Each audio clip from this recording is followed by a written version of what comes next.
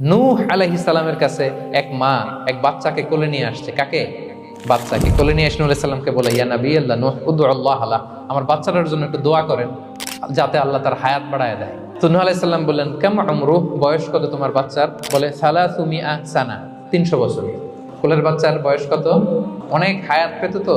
তো উনি বলতেছে, তুমি 300 বছর তোমার বাচ্চার হায়াত, মানে এখন বয়স, তুমি আরো হায়াতের দোয়া চাইতেছো। তুমি কি জানো আখিরি জামানায় এমন এক জাতি আসবে যারা 60 থেকে 70-এর মধ্যে সব মরে শেষ।